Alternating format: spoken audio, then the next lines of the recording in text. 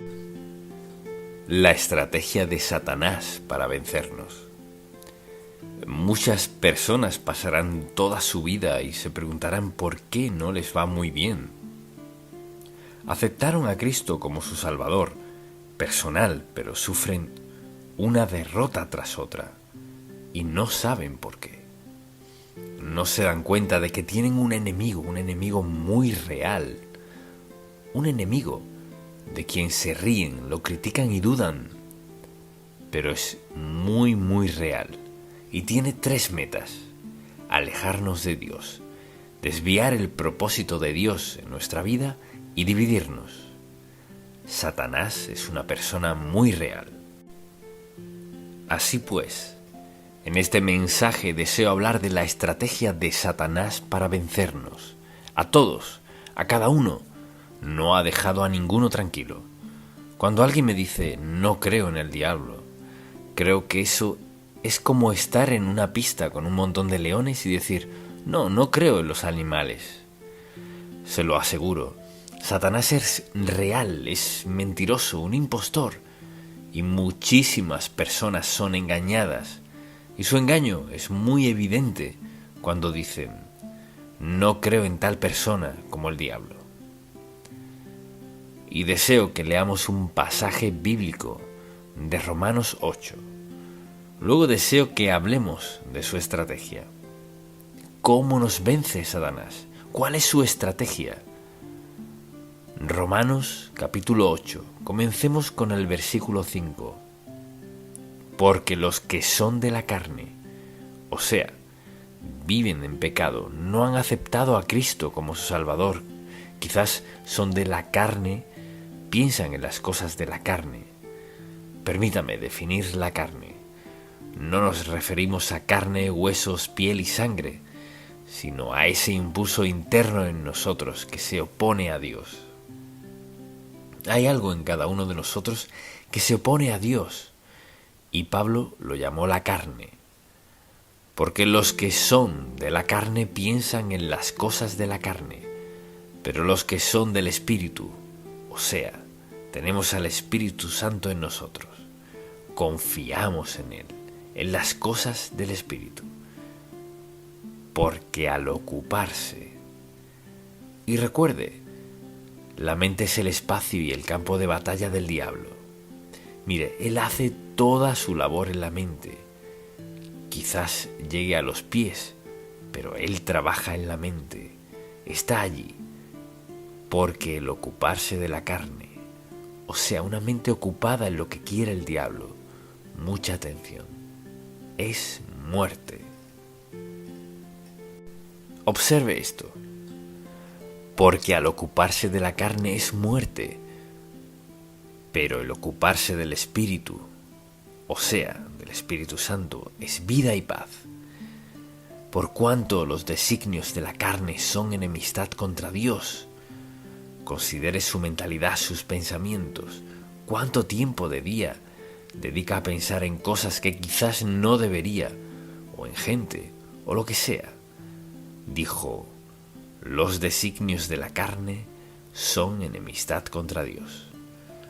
No se puede pensar en algo santo y hostil a la vez, porque no se sujetan a la ley de Dios, ni tampoco pueden. O sea, la mente controlada por el diablo no será controlada por Dios al mismo tiempo. Los que viven según la carne no pueden agradar a Dios. Mas vosotros no vivís según la carne, sino según el Espíritu, si es que el Espíritu de Dios mora en vosotros. Y si alguno no tiene el Espíritu de Cristo, no es de él. Capte este versículo. Y si alguno no tiene el Espíritu de Cristo, morando en ellos, no es de él. Así que, al preguntarle a alguien, ¿es cristiano? Claro que lo soy. Pues, ¿en qué se basa para decir que es cristiano? Bueno, crecí en un hogar cristiano, iba a la escuela dominical cuando era niño, fui bautizado y he tratado de dar lo mejor de mí todos estos años, así que sí, lo soy. No siempre es el caso. Hay gente que ha hecho todo eso sin aceptar a Cristo como su Salvador personal. Entonces, al hablar de la obra del diablo, su obra principal es engañar, mentir. Él es un mentiroso desde el principio. Lo dice la palabra de Dios, lo dijo Jesucristo. Es un mentiroso.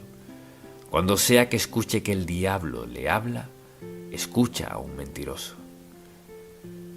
Entonces, al ver todos estos pasajes en 2 de Corintios, por ejemplo, deseo que vayamos a 2 de Corintios. Solo un par de versículos aquí. Y veamos lo que dice Pablo en el versículo 4. Dice, en los cuales el Dios de este siglo. ¿Quién es el Dios de este siglo? Satanás. Cegó el entendimiento de los incrédulos para que no les resplandezca la luz del Evangelio de la gloria de Cristo, el cual es la imagen de Dios. ¿Qué hace él? Satanás es un mentiroso. Él es el origen de mentir. Es un mentiroso, engañoso, y hace que la gente desconfíe de Dios Todopoderoso. Y la verdad es que todos somos un campo de batalla. Hay algo en nuestra mente, aun siendo creyentes. Nuestra mente también es un campo de batalla para el diablo. ¿Quién hace que mintamos en un momento sobre algo, si bien sabemos que no es lo debido? O ver con lujuria, o aprovecharnos, o en el caso que sea. Satanás es muy activo. Ahora, él no puede subyugar a un hijo de Dios a menos que le demos permiso, porque tenemos al Espíritu Santo en nosotros, quien nos recuerda que Cristo murió en la cruz, dio su sangre para perdonar nuestros pecados. Quien vive en nosotros nos ha sellado, mucha atención, hemos sido sellados por el Espíritu Santo, como hijos de Dios, no podemos perdernos. ¿Vivir en pecado? Sí.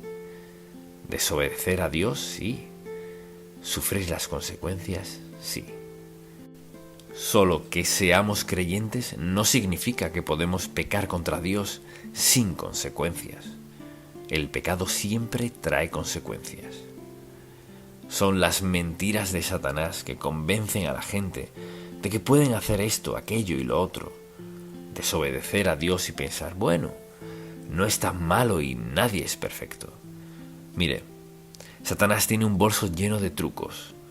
O sea, él está dispuesto a mostrarnos cómo arreglárnoslas, cómo hacer esto y aquello, a menudo mintiendo contra lo que sabemos que es la verdad absoluta. Piense en su propia vida. ¿Con qué frecuencia es tentado a hacer algo que sabe que no está bien, pero piensa, pues no es tan malo, soy salvo?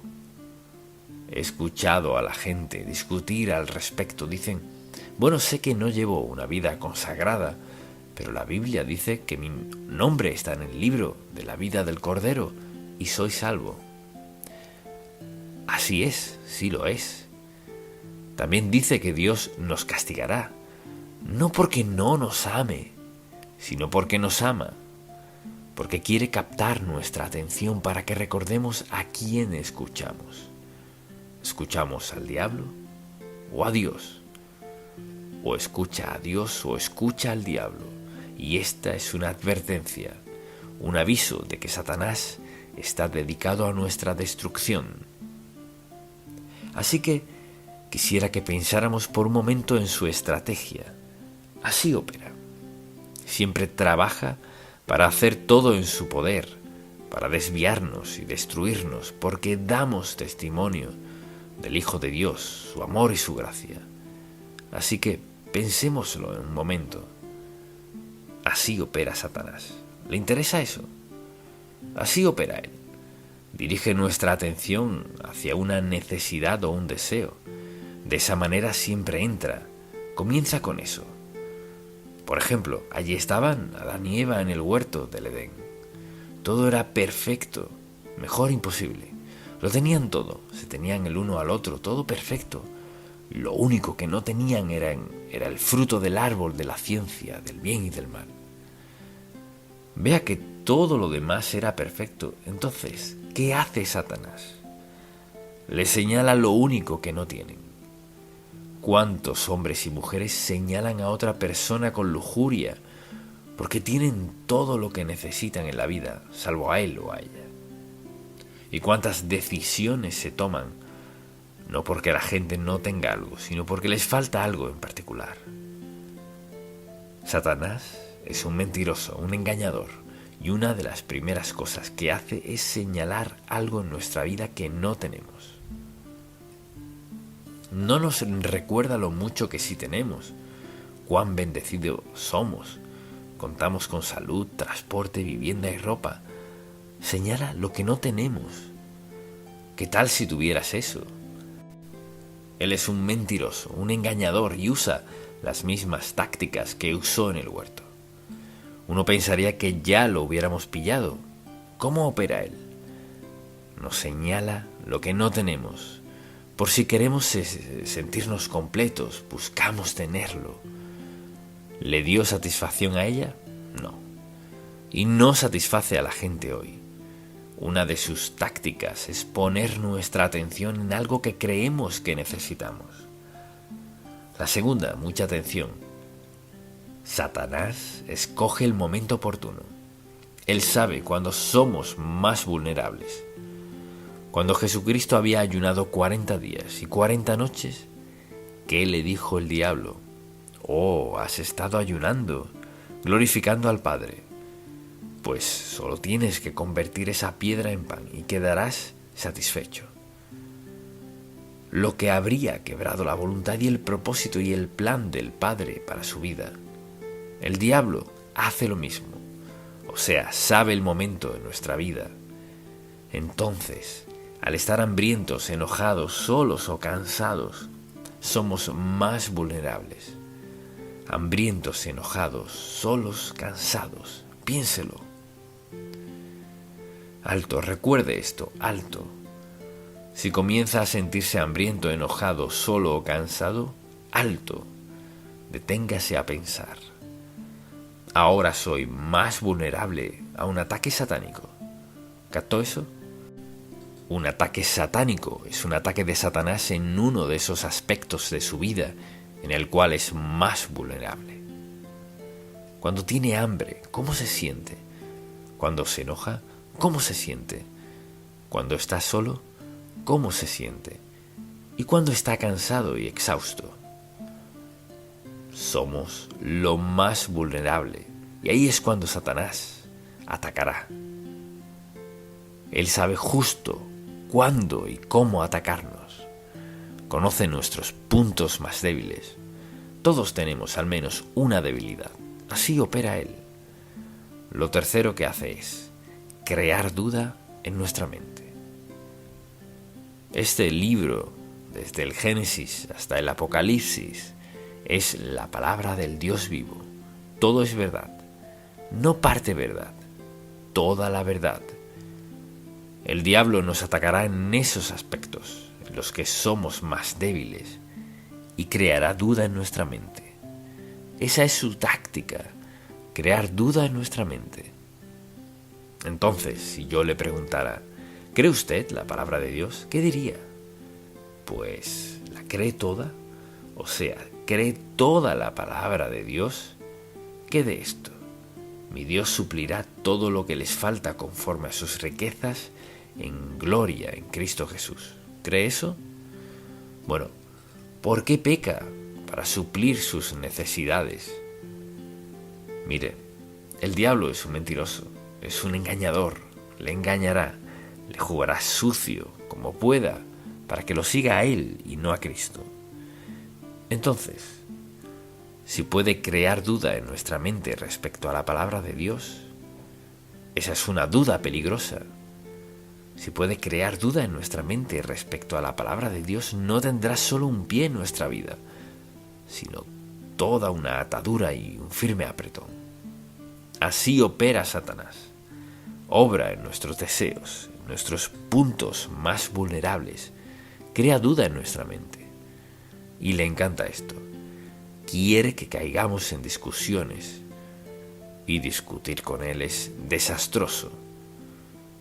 Cristo dijo, está escrito, está escrito, está escrito. Eso es lo que ha dicho el Padre.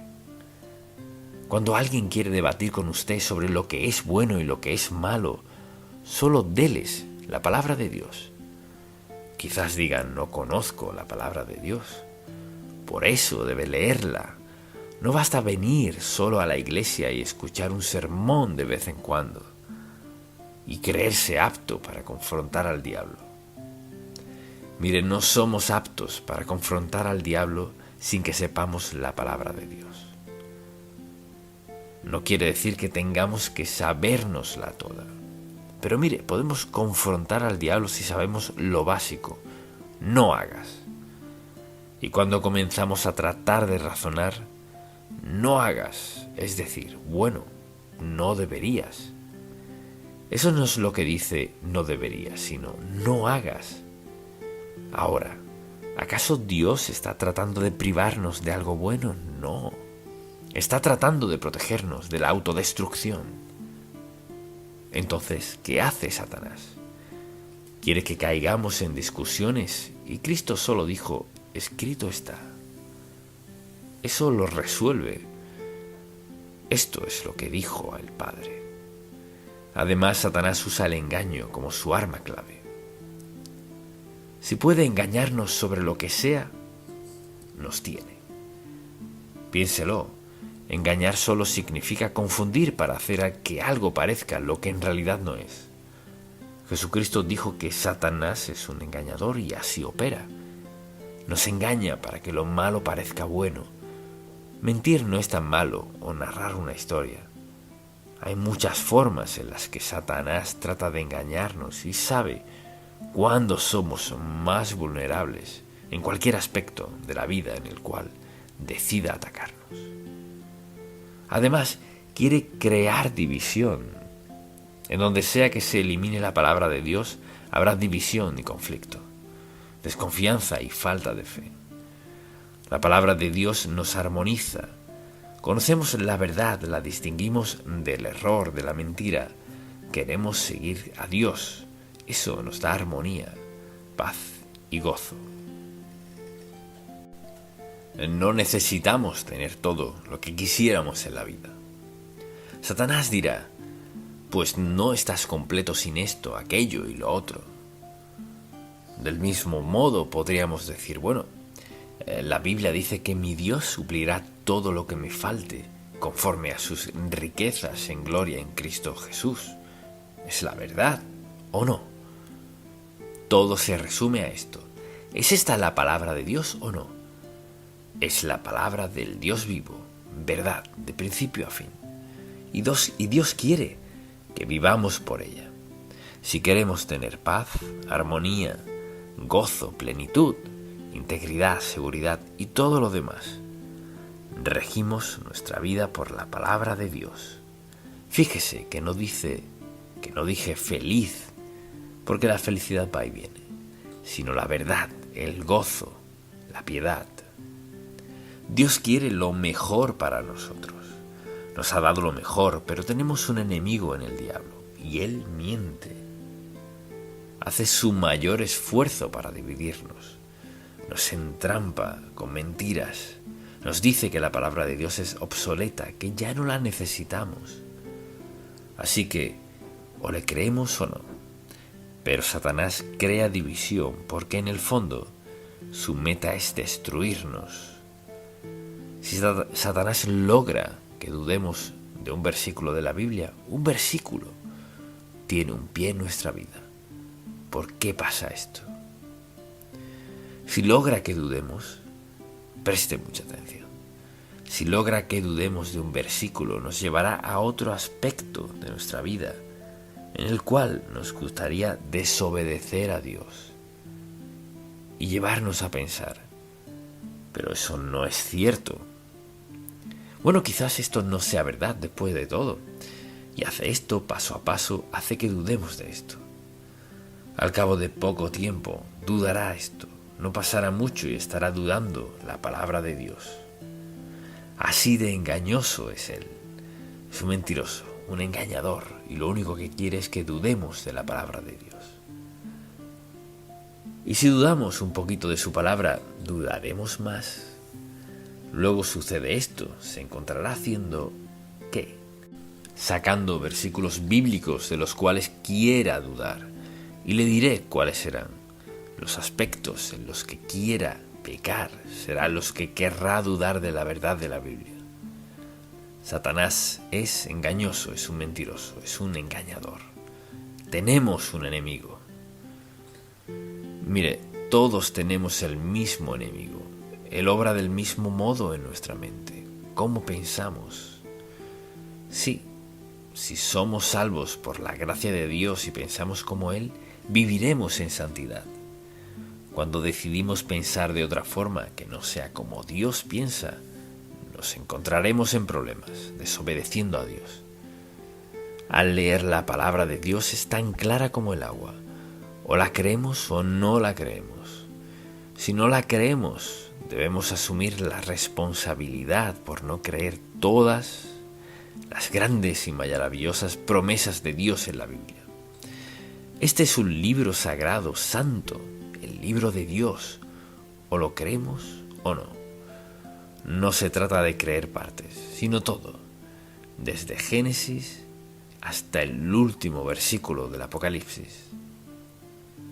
Habla del cielo y del infierno, habla del bien y del mal, habla de Satanás y de los ángeles, habla de todo lo que necesitamos hablar.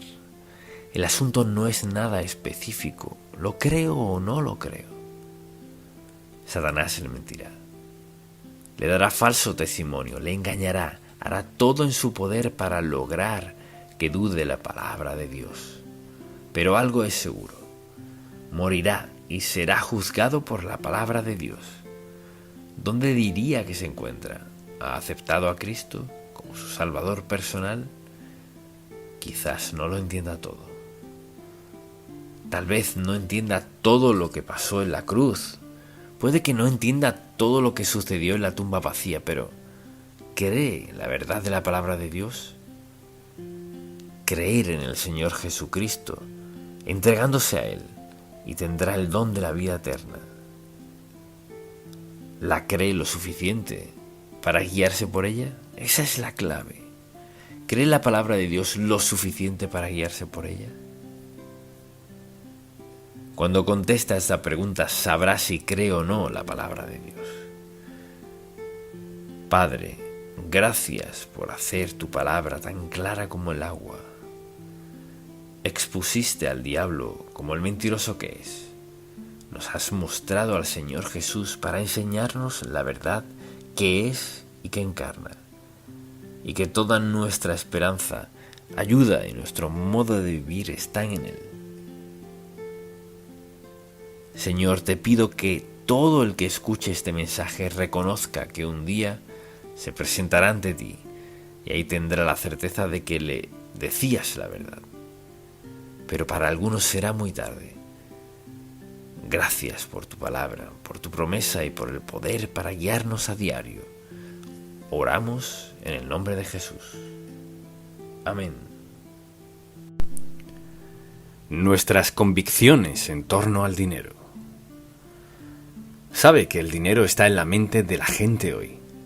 ¿Tendré suficiente para los gastos de la semana? ¿Me alcanzará para la universidad de mis hijos? ¿Me atrasaré más en mis pagos? ¿Qué voy a hacer con toda esta deuda? Así que al pensar en el dinero en su vida, todo el mundo quiere tener algo, ¿verdad? El dinero no tiene nada de malo, ni perverso en ello, depende de su uso. Entonces, al pensar en el lugar que ocupa el dinero, y todos los políticos dicen, tendremos más empleos, implicando que tendremos más dinero y por ende mejorarán las cosas. Es una promesa que en verdad no pueden probar, pero lo dicen. Así que hoy deseo hablar de su convicción personal particular en cuanto al dinero en su vida. Si alguien dijese, pues, ¿en qué parte de la Biblia está eso? Le sorprendería saber con qué frecuencia habla Dios del dinero en la Biblia. Por ejemplo, más de la mitad de las parábolas en la Biblia tratan de dinero. No lo pensaría, ¿verdad? Más de la mitad de las parábolas. Y segundo, La Biblia habla más de dinero que del cielo o el infierno, y más de dinero que de la oración, y hay cientos de versículos en la Biblia que tratan de nuestras finanzas personales. Ahora, sea yo creyente o no, si alguien me dijese, en este libro todas las situaciones son ciertas, pues pensaría, necesito leerlo, quizás sea que podría ayudarme. Y en verdad la Biblia, la palabra de Dios, es la mejor guía financiera que se haya escrito. No puede equivocarse si obedece lo que dice Dios. Entonces, al considerar eso, pienso que este es el punto de vista del mundo, que no el de Dios. La perspectiva del mundo podría describirse en una palabra: acumulación. ¿Cuánto puedo ganar? ¿Cuánto puedo tener? ¿Cuánto puedo ahorrar? ¿Cuánto puedo tener en el futuro? ¿Qué hay de mi jubilación? Es recibir, recibir, recibir, porque el interés principal es el interés propio. Se trata de mí y lo que quiero hacer, lo que quiero comprar, lo que quiero tener en mi vida. Y el enfoque está en el placer, la seguridad y las necesidades personales. ¿Cómo lo obtengo? Y luego, ¿cómo lo mantengo y protejo? Ese no es el énfasis de Dios, para nada. ¿Y ese punto de vista qué promete? No promete gozo, felicidad, paz, prosperidad ni nada más. Cuando se centra solo en uno mismo, va por mal rumbo. La pregunta es, ¿qué punto de vista tiene Dios sobre el dinero? El punto de vista del mundo no garantiza ningún tipo de seguridad. La gente solía decir, hoy lo tienes, mañana quién sabe. Hoy no, hoy lo tienes, hoy mismo lo puedes perder. Así que, lo que Dios dice del dinero es muy, muy importante. Este es uno de los mensajes en nuestra serie de nuestras convicciones. ¿Qué convicciones tiene del dinero? ¿Cuál es su sistema de creencias? ¿Cómo maneja el asunto del dinero? Y al pensar en lo que dice la Biblia del dinero, empecemos donde empieza Dios, en el Salmo 24. Le invito a acompañarme y vea lo que dice en el primer versículo. De Jehová es la tierra y su plenitud, el mundo y los que en él habitan. Así que el punto de vista de Dios es este: soy dueño de todo. Dios es el único que puede decir soy dueño de todo. Pero esa es la verdad básica del dinero. Y es que Dios es dueño de todo. Dios es dueño de la tierra, de toda la tierra, de las estrellas, de todo lo demás. Fíjese, si todo le pertenece a Dios, ¿quiénes tenemos el privilegio de manejar una parte? Nos convertimos en mayordomos del dinero de Dios. Y no me refiero a billetes y dólares, sino a todo lo que Dios nos da. Y al pensar en que Dios es el dueño de todo, ¿cuál es la palabra clave? Bueno, la palabra clave del mundo es acumula, acumula, acumula, pero la palabra de Dios, la palabra clave de Dios es distribuye, distribuye. Y esas dos sencillas palabras describen dónde estamos. Quienes quieren tener todo lo que puedan y quienes quieren dar todo lo que puedan. Permítame preguntarle, ¿quién cree usted que es más feliz? ¿Quienes se esmeran en tener todo lo que pueden o quienes se esmeran en dar todo lo que pueden? Bueno, la imagen es que por un lado quienes tratan de mantenerlo todo tienen una especie de reserva, pero quienes tratan de dar son como un canal. Pasa por nosotros, a donde Dios quiera. Eso hacemos. Dios bendice, bendice y bendice. Y pienso que hay dos aspectos de dar. Uno de ellos es motivar, o sea, el incentivo de dar. Y el segundo es una advertencia. Y por lo general, cuando Dios da aliento, también da una advertencia. Así que primero que todo, veamos el aliento. Vayamos a Lucas, capítulo 6, versículo 38, muy conocido. Y deseo que escuche con atención, quien quiera que sea usted y donde sea que escuche. Aquí está lo que dice la Biblia. Cuando leo este versículo, veo esto. Dice, dad. Dad y se os dará. Lo que dé regresará. Medida buena, apretada, remecida y rebosando, darán en vuestro regazo. Porque con la misma medida con que medís, os volverán a medir. Vea lo que dice, dad y se os dará. Ahora, ¿quién está hablando? Quien habla aquí es Dios. Y dice, si das, me aseguraré de que te sea retribuido. Y será mucha atención, y así es como Dios enfatiza las cosas. Medida buena, apretada, remecida y rebosando, darán en vuestro regazo. Porque con la misma medida con que medís, os volverán a medir. Eso dice, la forma de manejar el dinero será la forma de obtenerlo.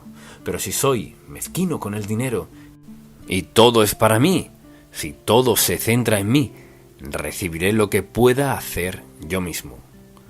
Si lo hago como Dios dice, recibiré lo que Dios dé. Dad y se os dará. Medida buena, apretada, remecida y rebosando. Dios se lo retribuirá. Ese es su estilo de motivación. No podemos dar más que Dios, por la sencilla razón que eso fue lo que dijo Dios. Soy el dueño de todo. Y si Dios es el dueño de todo, Él lo controla todo. Y si le doy adecuadamente, como debo, como dice claramente la Biblia, de eso hablaremos en un momento, si damos, entonces Dios se asegurará de que seamos recompensados por nuestra obediencia a Él. Porque el dar es un acto de obediencia a Dios. No se trata de lo que haga la Iglesia. ¿Qué hará esto? No, el asunto no es ese. El asunto es si soy obediente o no. Y esta es una palabra de motivación. Luego veamos la advertencia de Dios. Porque Dios da una advertencia si dejamos de dar. Vayamos a 1 de Timoteo, capítulo 6, un pasaje bíblico muy fuerte. Fíjese lo que dice.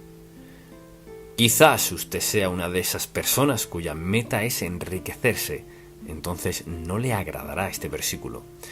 Fíjese lo que dice. Versículo 9. Porque los que quieren enriquecerse caen ¿en qué? En la tentación. Caen en la tentación. Y lazo y en muchas codicias necias y dañosas que hunden a los hombres en destrucción y perdición. Piense en esto. El deseo de dinero vuelve a la gente deshonesta. Hasta les lleva a robar. Y peor aún, les lleva a matar. El dinero es algo peligroso si no está bajo el control de Dios y conforme a su voluntad y propósito. Y ahora escuche lo que dice. Porque los que quieren enriquecerse caen en tentación y lazo y en muchas codicias necias y dañosas que hunden a los hombres en destrucción y perdición. Porque raíz de todos los males es el amor al dinero. No dijo que el dinero fuese malo, dice que el amor al dinero, quiero un poco más.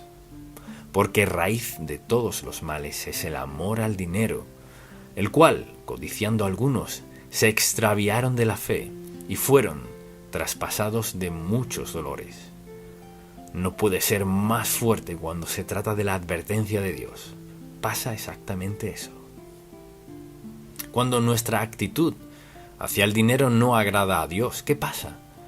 Deseos insensatos y dañinos llevan al hombre a la destrucción. El amor al dinero es la raíz de todos los males. Al codiciarlo, ¿qué pasa? Sufren dolores. Mas tú, oh hombre de Dios, huye de estas cosas y sigue. En lugar de perseguir al dinero, sigue. ¿Sigue qué? Sigue a la justicia, la piedad, la fe. Sigue al amor, la paciencia, la mansedumbre. No podría ser más fuerte. Porque tenemos otra opción. Es mi decisión ser obediente o no a Dios, pese a lo que sea. Hacer lo que Él diga y luego confiar en que proveerá lo que promete proveer. Entonces, una palabra de aliento. Dad y se os dará. Escuche, porque es Dios quien habla. Medida buena, apretada, remecida y rebosando. Y si no, ¿qué tenemos? Vacío, inconforme, infeliz. Porque conocemos gente que, digámoslo así, lo tienen todo, pero son desdichados. Y no hay ni un solo versículo en la Biblia que diga que las cosas me harán feliz. Lo que me hará feliz es una relación con Dios.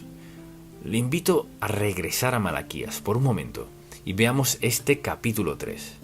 Y en este tercer capítulo está el plan de acción de Dios. Es su plan financiero para nosotros y puedo decirle que lo he puesto en práctica desde que tuve mi primer empleo. Ganaba $4 y aunque no sabía mucho, le daba a Dios el 25%. Y bueno, alguien dirá, ¿por qué no le dio solo el 10%? Bien, siendo niño no tenía dinero y luego Dios me dio un empleo de $4. Pensé en 42 centavos, de cierto modo, y le daba $1. Y estaba agradecido, no sabía nada del diezmo. Nadie me había dicho nada de diezmar.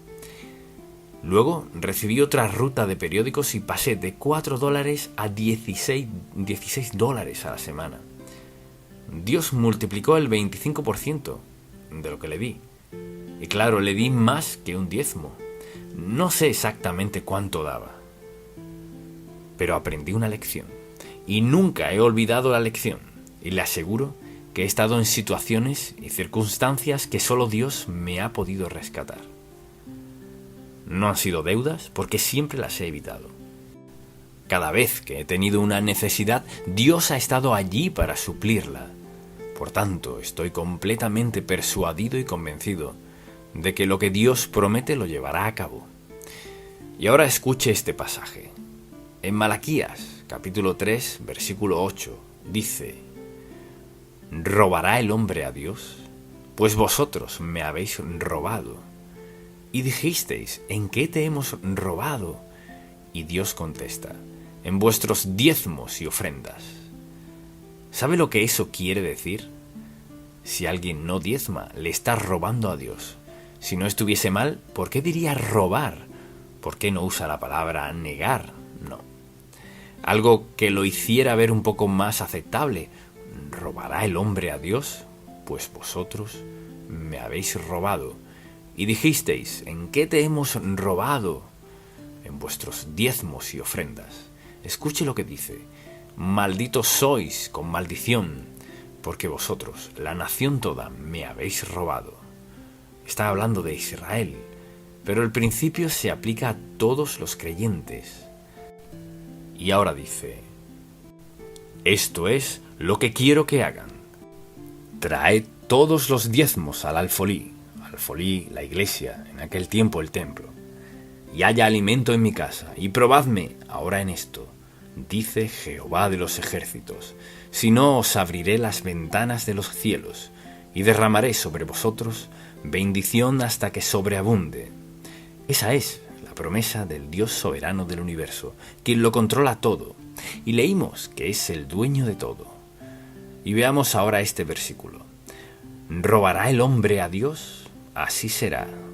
Dice, me habéis robado. ¿Y qué me están robando? Diezmos. Y bueno, ¿y qué es un diezmo? Un diezmo es el 10%. Dios dice, están robándome en diezmos y ofrendas. El 10% era lo que Dios requería y luego las ofrendas. A menudo puede requerir más de un 10%. Alguien dirá, no puedo vivir con eso. ¿Insinúa que Dios es mentiroso? Quizás diga, pues no sabe cuántas deudas tengo. Tal vez tenga muchas deudas y serios problemas, pero le será difícil creer esto. Pero le aseguro, lo he visto una y otra vez. ¿Quiere salir de deudas? Empiece así. Comience a darle el 10% de su sueldo a Dios. No tengo manera de hacerla. Inténtelo. Inténtelo, porque esta es su promesa. Él dice, traed todos los diezmos al alfolí y haya alimento en mi casa. Dice, y probadme ahora en esto, dice Jehová, y vean lo que haré. Si no os abriré las ventanas de los cielos y derramaré sobre vosotros bendición hasta que sobreabunde.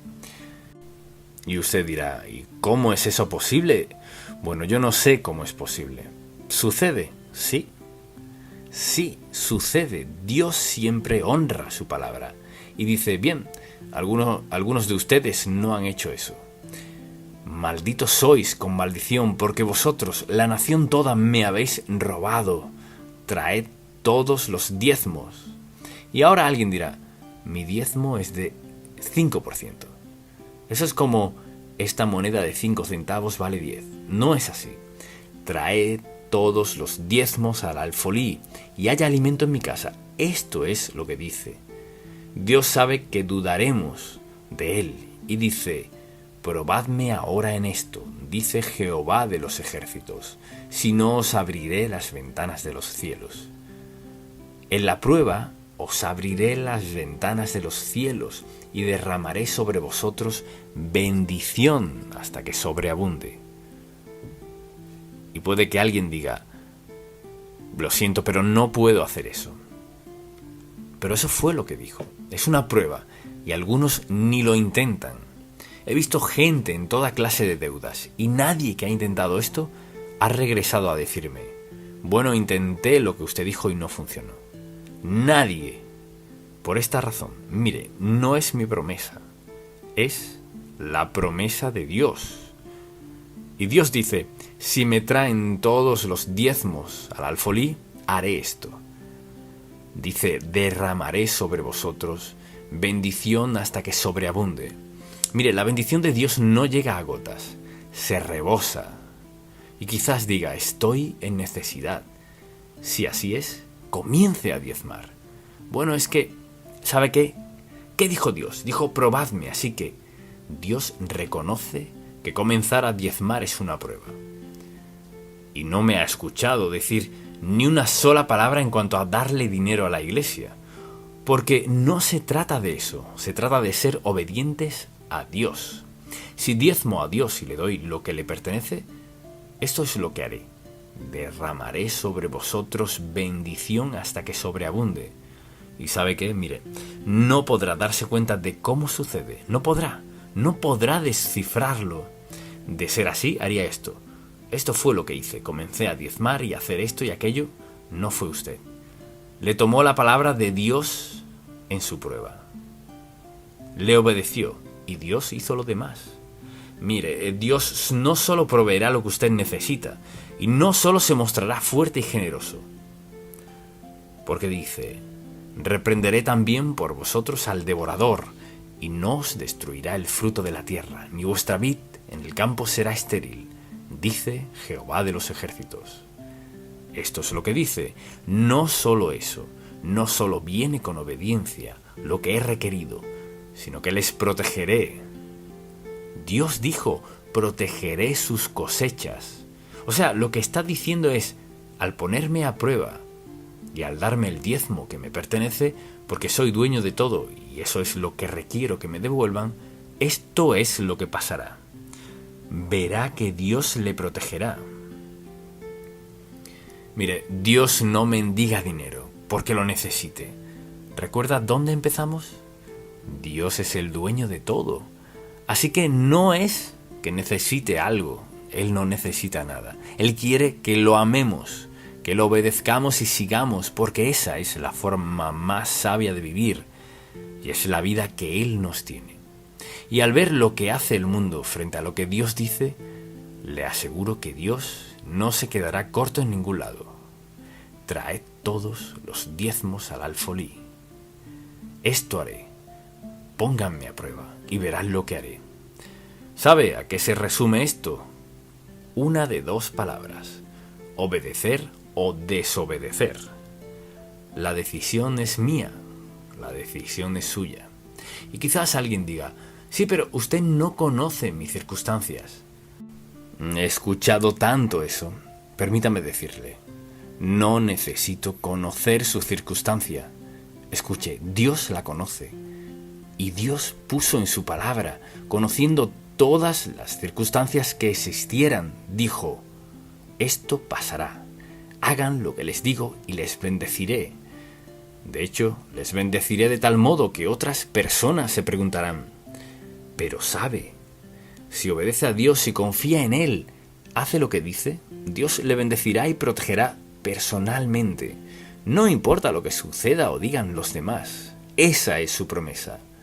Dios no le hizo esa promesa a los Estados Unidos ni a otro país.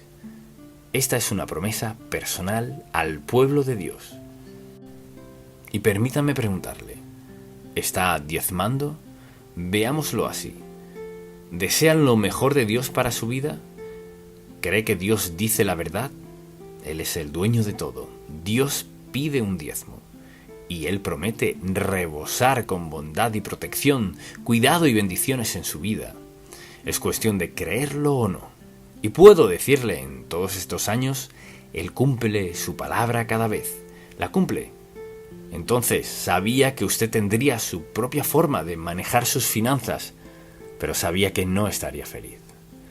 Pienso en cuántas personas se divorcian por dinero, y quienes pierden su empleo por dinero, y se pierden relaciones por dinero, y no pagan sus deudas. O sea, cuando obedecemos a Dios, tendremos suficiente, quizás más que suficiente, porque tendremos paz, felicidad, contentamiento en nuestra vida. Y sobre todo, viviremos en una relación de obediencia a nuestro Padre Celestial. La decisión es nuestra, y mi oración es que usted tome la decisión sabia. A lo mejor alguien dice, bueno, yo es que no soy cristiano. La primera decisión que debe tomar entonces es esta. Debe reconocer que fue creado por Dios y que Él quiere lo mejor para usted. Lo que significa que la decisión más importante en su vida es aceptarlo como su Salvador personal. Pídale a Jesús que perdone sus pecados, rinda su vida a Él, y cuando rinda su vida a Él, la entrega por completo a Dios y pídale que le salve. Porque Él dijo que si confesares a Jesús como Salvador y creyeres en tu corazón que Dios le levantó de los muertos, serás salvo. Y entonces su futuro eterno se definirá. Y luego pídale al Señor que le conceda el deseo de su corazón, obedecerle en todo aspecto de su vida. No puede perder obedeciendo a Dios. Y esa es mi oración por usted, que le obedezca y donde sea que esté económicamente, vaya a casa y diga, está bien Señor, no puedo lograr que esto funcione. Pero fíjese en esto, al ver cuánto debo y lo que necesito hacer, no puedo lograr que esto funcione. Luego, regrese a Malaquías, capítulo 3, a una palabra, te probaré. Así que debe decidir. Y piense en cuán sencillo es. Hay que decidir, ¿estoy dispuesto a creer al Dios que creó todo el universo y quien lo mantiene? ¿Estoy dispuesto a creer la palabra de Dios, que es totalmente cierta? ¿Estoy dispuesto a creer todo eso? ¿O creo que soy tan listo para hacerlo sin Dios? Bueno, déjeme decirle, no somos tan sabios para hacerlo sin Dios. Y sabe, a veces creo que hay personas que dicen, bueno, no creo que tenga que hacer todo eso. No tiene que hacerlo. Pero si es sabio, lo hará. Gracias, Padre, por haberlo hecho tan sencillo. Si sabemos contar hasta 10, podemos diezmar. Y si en verdad queremos serte obedientes, has prometido hacer rebosar nuestra copa llena, que sobreabunde. Así que hoy venimos a decir gracias, Señor, por darnos dirección clara, instrucción sencilla y sabiduría, querido Padre, para obedecerte y verte obrar. En el nombre de Jesús. Amén. La mano poderosa de Dios. A veces leemos la Biblia y sabemos que el relato es verdad, pero de algún modo no captamos el mensaje. Es muy importante que entendamos el mensaje de este pasaje bíblico, porque todos podríamos ser culpables de hacer lo mismo que hicieron estos egipcios. Así pues, al ver este pasaje, no lo vea solo como un hecho histórico, sino, ¿está Dios diciéndome algo? ¿Se encuentra un patrón aquí, en la vida del faraón, que pudiera verse en mi propia vida?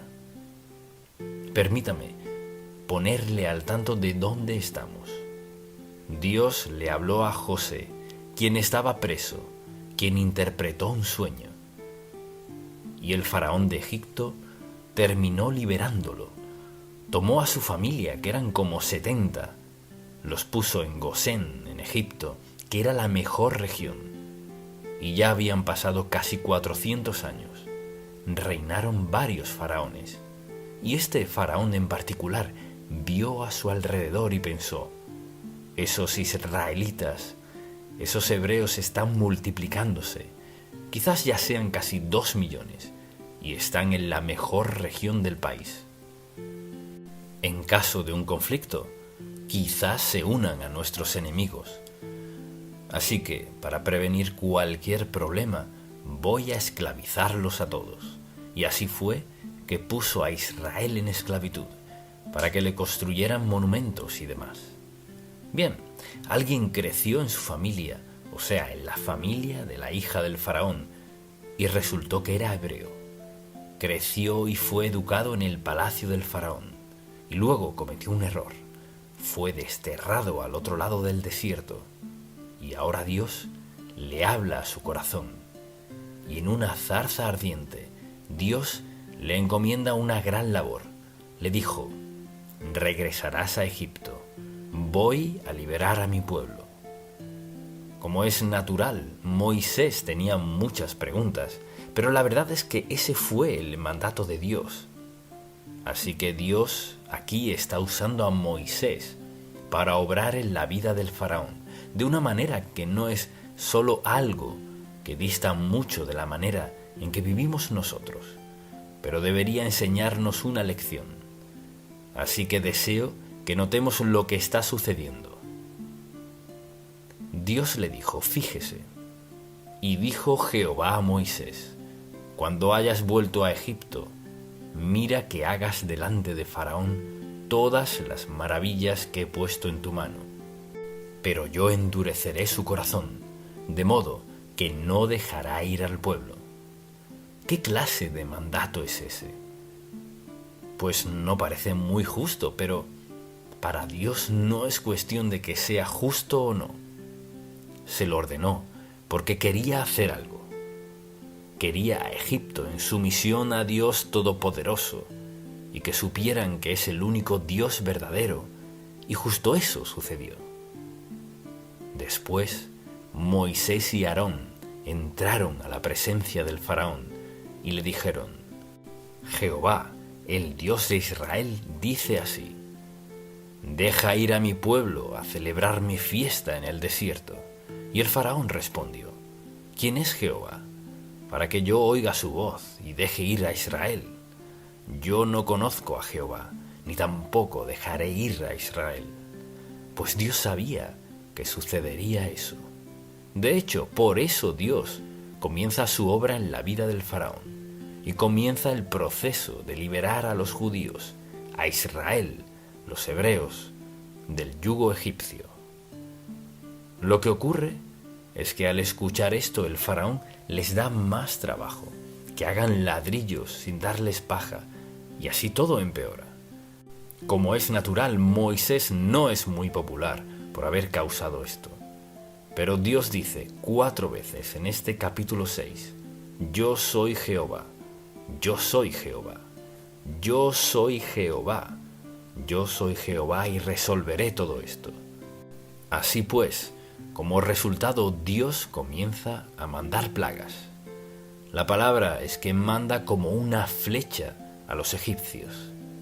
Así que, una por una, comienza a actuar en el corazón del faraón para que dejara ir al pueblo.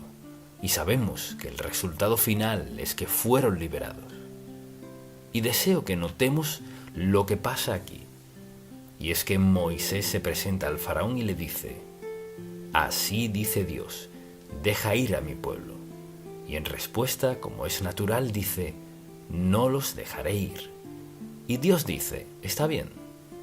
Lo que sucede es que Dios convierte las aguas del río Nilo en sangre. Ahora, el Nilo era como una fuente de vida para ellos, para alimento y transporte, y lo veneraban. Así que el Señor hizo esto, lo convirtió en sangre. La gente tenía que ir a la orilla del río a buscar agua para beber. Pasaron 7 días y luego Dios volvió a mandar a Moisés y dijo: mira, quiero que dejes ir a mi pueblo, de lo contrario puedes esperar esto. Y como es natural, el faraón dijo: no los dejaré ir. Así que vino la plaga de las ranas, y dice la Biblia que venían ranas por todos lados, donde estaba la gente. Y dijo Moisés al faraón: dígnate indicarme cuándo debo orar por ti, por tus siervos y por tu pueblo, para que las ranas sean quitadas de ti y de tus casas. Así que las ranas estaban por todos lados. ¿Se imagina acostarse en la noche y de pronto sentir algo en los pies y luego en las piernas? Por aquí ranas, ranas, en el piso, en la calle, ranas, ranas, ranas por doquier. ¿Y qué hace el faraón?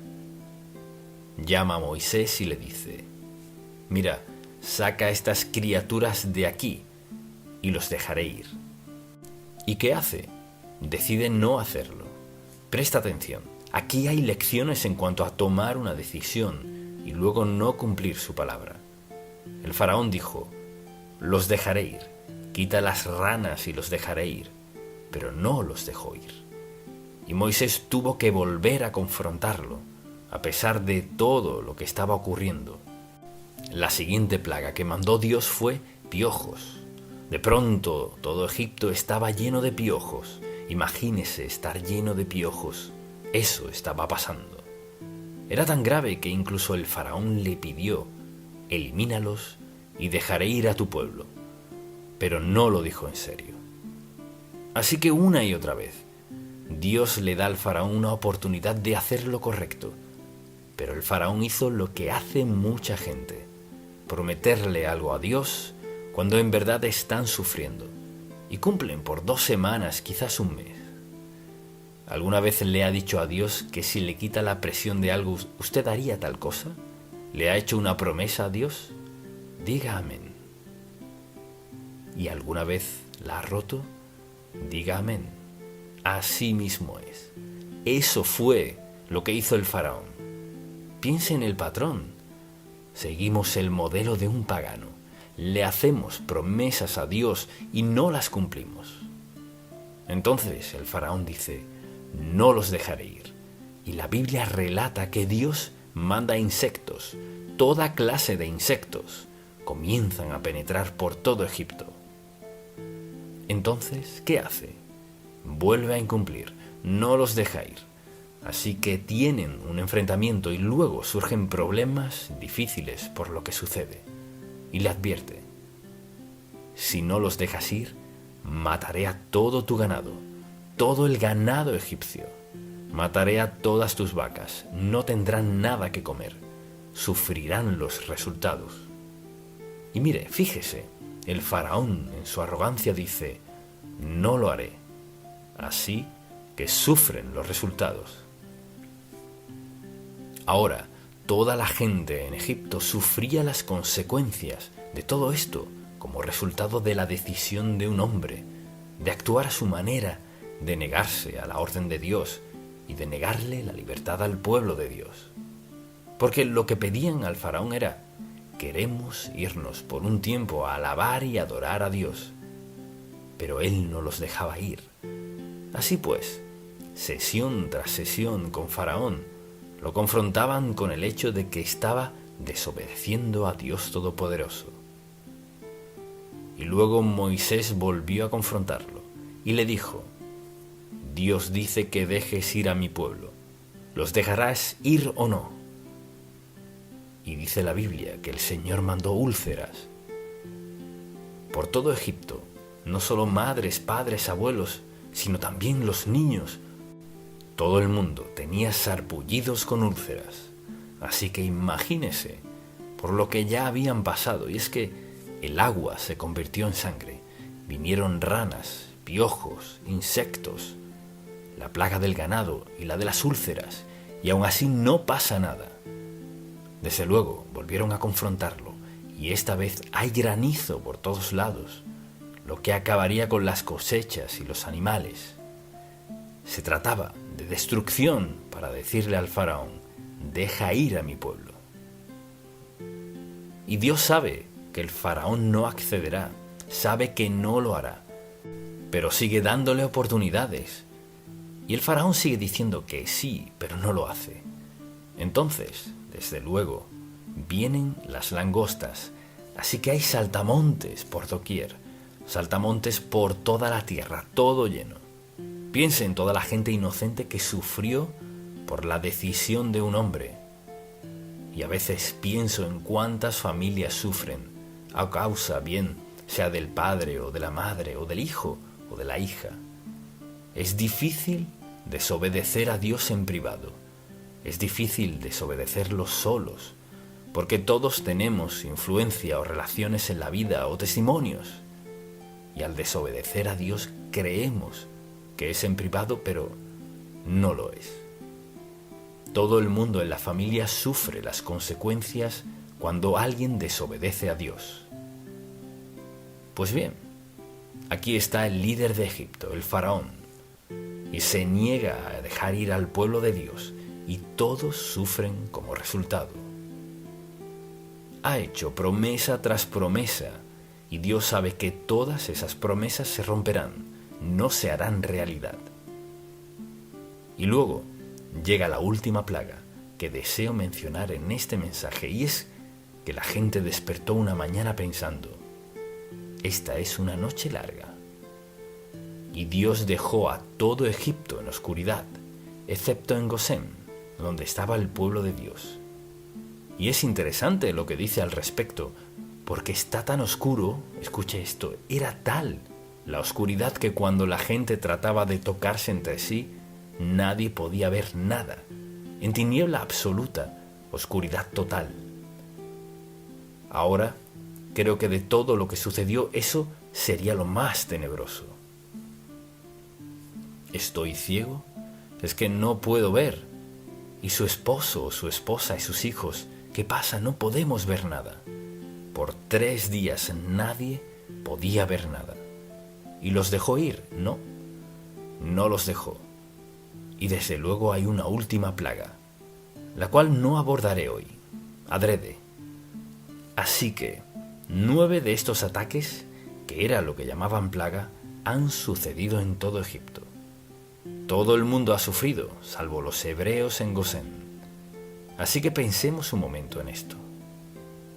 Cuando Dios le confronta o le dice algo, o cuando usted ora y le pregunta por algo, y Dios le da una orden, ¿en realidad se lo toma en serio?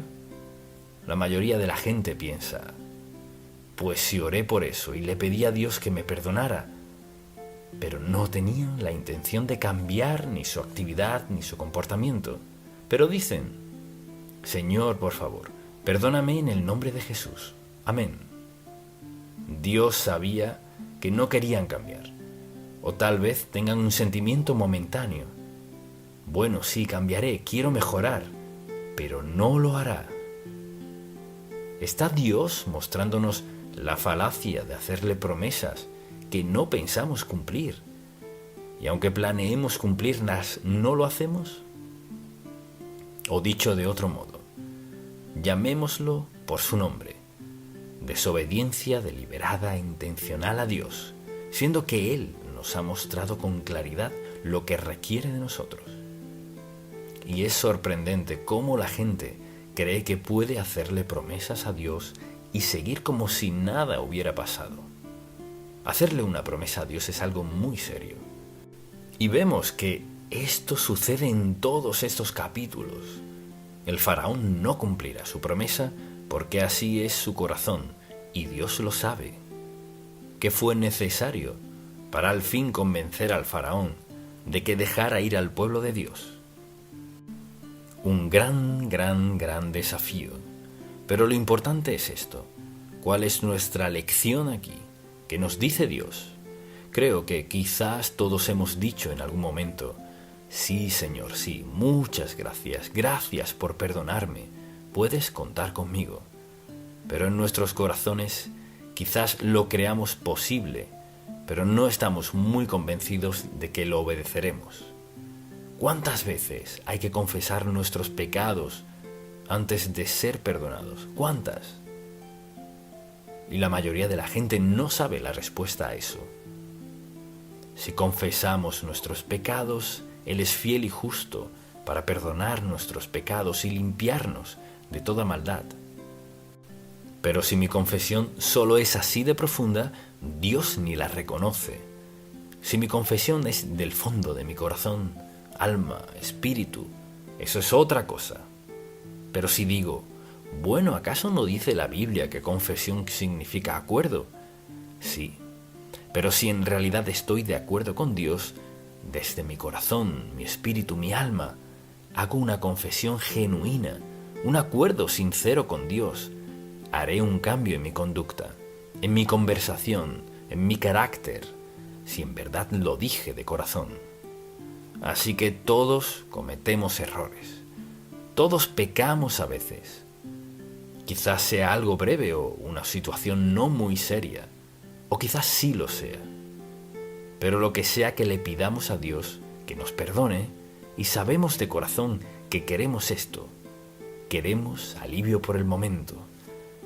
Entonces, creo que mucha gente se encuentra en un estilo de vida de pecado, que han confesado por años y años, confesando lo mismo. Y la Biblia dice, si confesamos nuestros pecados, lo que significa que estamos de acuerdo con Dios al respecto. Estar de acuerdo con Dios y cambiar son dos cosas distintas. Y Moisés confrontaba al faraón, y por fin el faraón tenía que coincidir, pero no tenía intención de cambiar, hasta la última plaga. Y aún entonces no cambió. Y quizás diga, ¿por qué pasa tanto tiempo en todo eso? Por la sencilla razón de que creo que muchas personas llevan una vida que consideran muy buena, pero la pregunta es, ¿cuál es la condición de su corazón? O sea, cuando está solo, cuando es solo usted y Dios, ¿es genuino y honesto con Dios cuando confronta pecado en su vida? Cuando surge algo y sabe que debe confrontarlo, ¿solo le hace una promesa a Dios y la asegura? ¿O en verdad trata el asunto? Si confronto el pecado significa que no solo lo confesaré y estaré de acuerdo con Dios, sino que me alejaré de eso. Quizás flaquee, pero me alejaré de eso. Si mi confesión es lo único que hago y sé en mi corazón que volveré a pecar, haré lo mismo otra vez. ¿Es aceptable para Dios confesar y estar de acuerdo si sabemos en nuestro corazón que volveremos a lo mismo? Presta atención. Al ver lo que Dios le hizo a toda una nación por no reconocer a Jehová Dios como Dios, por no liberar a su pueblo, para Dios cumplir su propósito, estuvo dispuesto a causar gran daño, gran sufrimiento, gran prueba para lograr su propósito. Y al ver este pasaje pienso, Señor, ¿cuánto evangelio hemos escuchado en este país? ¿Quién en este país quiere saber la verdad?